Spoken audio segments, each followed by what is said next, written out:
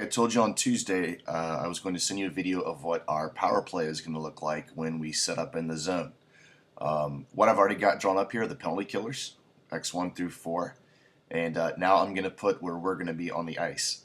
Power play is nothing confusing, nothing changes other than the fact that if it's 5-on-4, we have one more player than them, and think of it as a gigantic big game of tag and being chased around. And like I said before, looking at 2-on-1s, look all over the ice. There should be plenty of times where we outnumber them with the puck. We should get some good shots on goal. We've been working on one-timer drills and quick decisions, and this is the same thing. The biggest thing I want you to think about as I put these players up is what's called read and react, meaning you read this situation and then you react to what they do to you. Sort of like the forecheck. Our breakout determines or depends on what they do to us. Where does a forechecker come? Does he chase the defender behind the net, etc.? So read and react. Keep those two words in mind. You're going to hear them a lot at practice. Most penalty kills set up in a box just like this. So now I'm going to put our setup out there the way we're going to look. And I'm going to use O's so it's not confusing.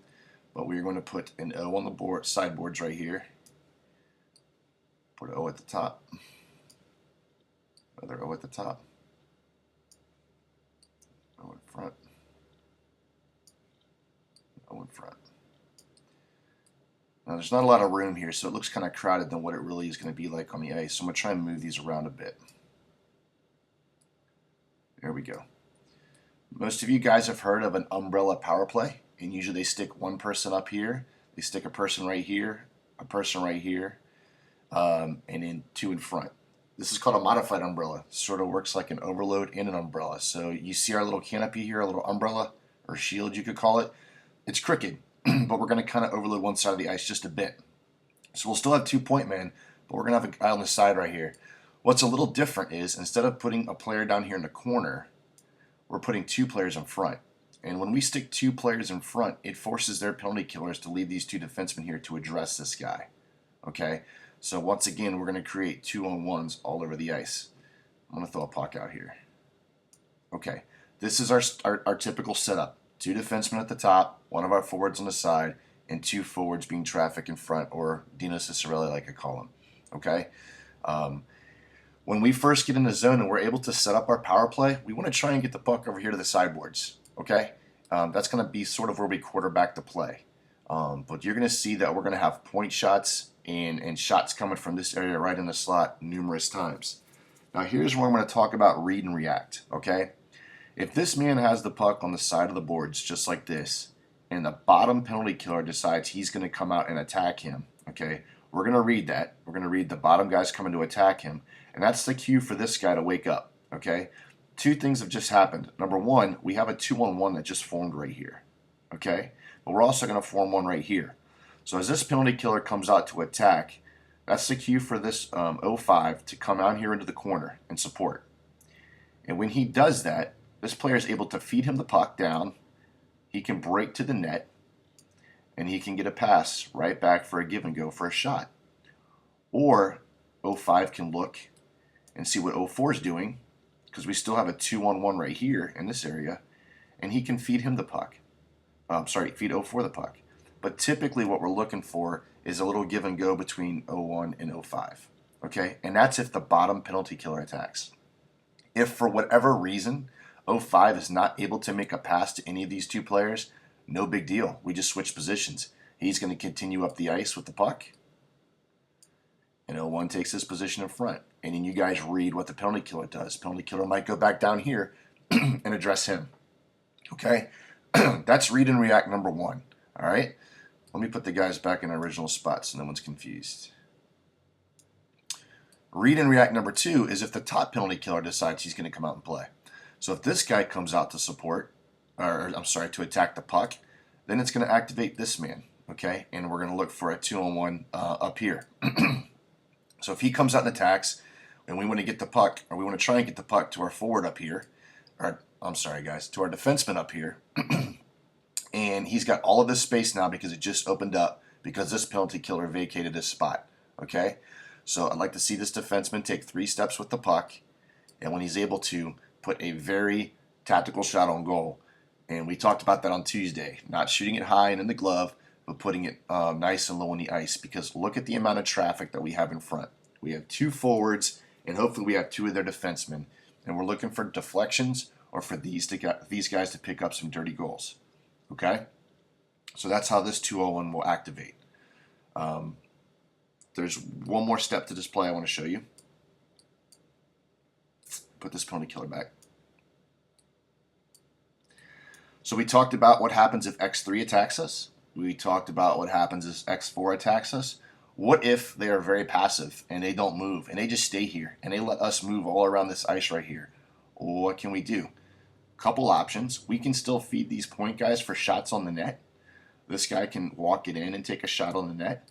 But what I want you to think about is this. We're going to take one of our players, and it's going to be the far guy. And if these 2 guys and these 2 guys are just battling in front, okay, we're going to try and catch these penalty killers sleeping. As soon as we think they're sleeping, this guy's going to step out really quick high into the slot. And this man knows it already. 01 knows that this is our game plan.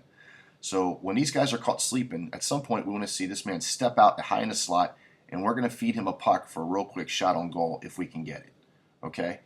It's not something that happens right away, but once you guys get in the zone and set up, and like I said, if you see that these penalty killers are not doing anything, after we've tricked them into thinking we're just going to do a little battle right here, this man will step up really, really quick, and hopefully, in this instance, he's a left-handed shot. We're going to feed him the puck as quick as we can. Not going to play with it. He's going to take a quick shot on the net. Okay? There's no times for extra dekes or any other kind of moves right there. This is a prime scoring area. And we know we already have someone to get rebounds. We worked on rebounds Tuesday night. We're going to put the shot on the goal as quick as we can. All right? What I'd like for you guys to do is watch this video twice if you have questions. There was 3 things that we really discussed. One is what happens if the bottom penalty killer attacks. One is what happens if the top penalty killer attacks. And the other one is what happens if this box does not move. We're going to have this guy step up really quick and feed him a puck for a shot. Okay? And for whatever reason, if the puck were to make its way and rim around the boards this way, no big deal whatsoever. First forward's going to go get it, and everyone's going to shift. 5 will move to here, 1 will move to here, and we just want to make sure we keep this modified umbrella. Okay? One thing we don't want is this distance at the point. This long distance right here. These are pickoff passes for these penalty killers, and it's going to kill us. We want to keep this modified just about like this. That half umbrella, half shield. All right, boys. If you have any questions, make sure you see me at practice. Tuesday night. But it's how we're going to break the puck out when we have a power play. Okay? So what do most penalty killers do when they get the puck? Well, they dump it. So we know at least a couple times, hopefully once, at least a couple times, they're going to get the puck and probably just dump it all the way back down the ice to Trevor. And then they're going to forecheck us. What I did is I drew what our forecheck is, but that doesn't mean other teams are going to use this exact penalty kill. Okay? But let's just use this and say this is them penalty killing. All right? So first thing I told you is the reason we're going to stretch the blue lines on our breakout is, let me show you what happens if we take all of our players and we try and break the puck out on a power play when we're shorthanded. I'm sorry. Try to break the puck out on a power play. And they're going to penalty kill.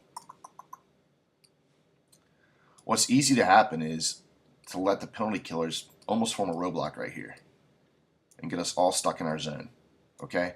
Especially if they have one really, really fast kid who's able to come down here and forecheck the puck so we can't break it out. If we put all of our players down here, it allows them to just kind of put a blockade up, and it makes it more difficult for us to break out the puck. So this is why we do a stretch play. And I had you guys draw this out to make sure you understood it, but I also told you I'd send the video. So let's take a look here. So they dumped the puck all the way back down the ice behind Trevor, and we said our first player is going to go back and get it. Might be one of the forwards, it might be one of the defense, but it's usually one of the faster players. Okay, so they're going to come back here and get the puck.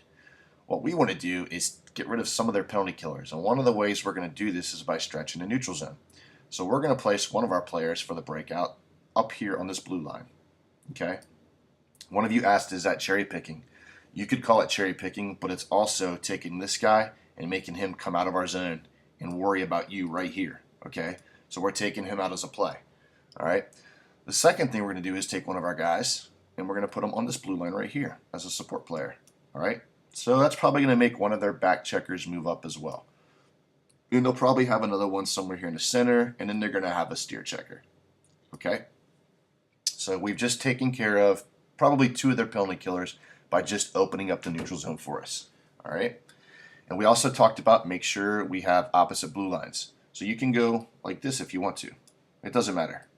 But we want to make sure we stretch the ice. Okay, what we don't want is to have both of you on one side of the ice, because once again, they can lock down just one side of the ice if they do that. So we're going to confuse them a little bit and make sure we have opposite sides. Okay?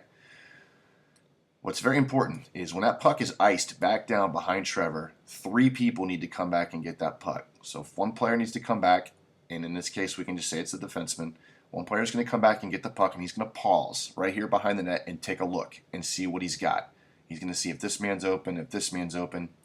Maybe the penalty killers are doing a line change. If that's the case, I'm going to rush the puck up to one of these 2 guys as quick as I can. Okay? But this man's going to pause behind the net and take a look.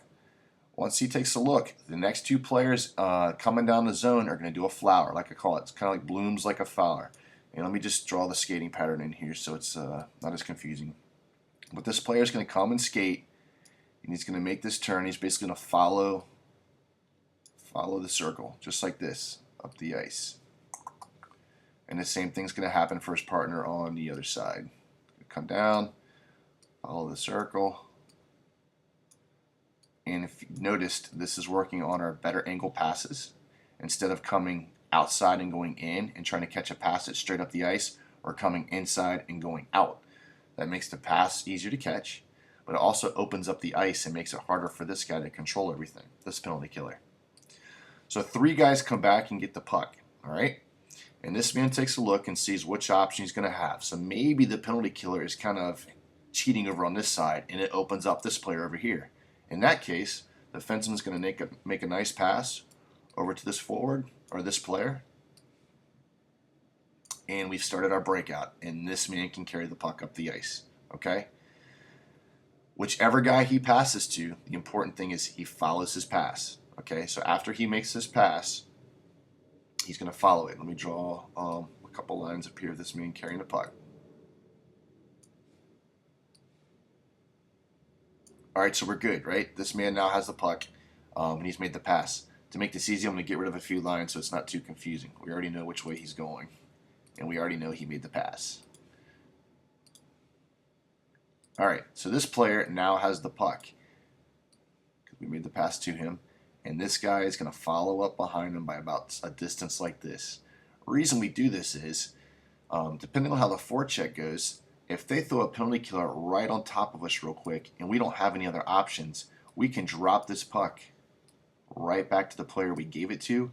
And what we're looking for to happen is this man who came down originally, this man that came down originally and curled just like this and is now going across the ice as a support option, he can then be fed the puck really quick by the same player, by the same defenseman. Okay? So the D that makes the pass to his wing, always follow your pass, because if this man gets under pressure, he's going to drop it back to you, and you're going to look for this man to be an option, for this guy cutting across to be an option, or this man swinging around down low through the neutral zone to be an option. Many, many different options on this power play, boys. There's no reason not to pass the puck on this breakout. Okay? We have a lot of options. All right? But once you do get in about this area with the puck in the zone, we're getting there.